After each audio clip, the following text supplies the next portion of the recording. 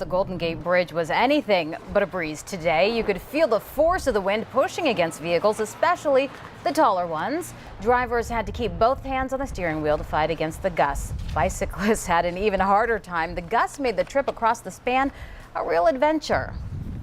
Especially on the first round turret, we were practically, blown off, but it was pretty good. It was an exciting ride. It was a fantastic view, and that wind was so strong it almost blew me over.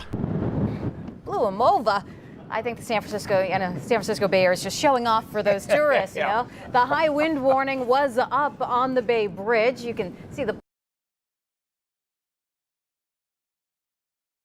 really tough for commuters trying to get around the Bay Area on public transit today with all the BART problems from the wind. And BART riders weren't the only ones delayed. Just imagine being on a ferry trying to navigate the choppy bay and all that wind. ABC 7 News reporter Nick Smith joins us live from San Francisco with all the weather-related travel issues today. Nick. Absolutely, Amma. Dan, I can tell you that the wind has died down for now, but as Sandia told you a few minutes ago, it's only a break because there's more to come. The afternoon commute on BART was a challenge. That announcement warning riders of a service interruption on the Fremont line between the Hayward and South Hayward stations played repeatedly.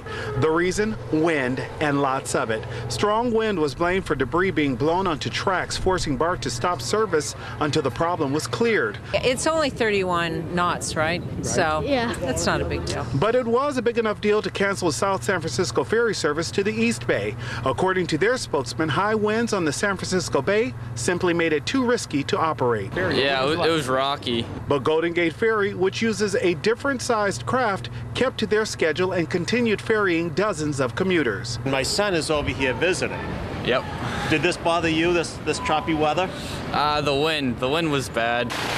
Across town, this. Yeah, we planted this tree 35 years ago, 5 of them, and this is the number 5 of the 5 to fall down. High winds brought down this tree with enough force to rip power lines and cut off electricity to dozens. I just came home 10 minutes before, and we heard this giant boom. We ran out, and she immediately said, I think it's the tree, and it was a giant crash.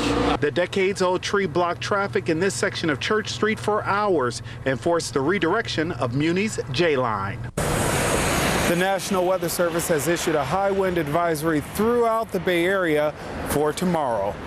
North of the Panhandle, Nick Smith, ABC 7 News. All right, Nick, thanks very much. Well, this large redwood came crashing down onto a home in North Napa. It happened at about 3:30 this afternoon.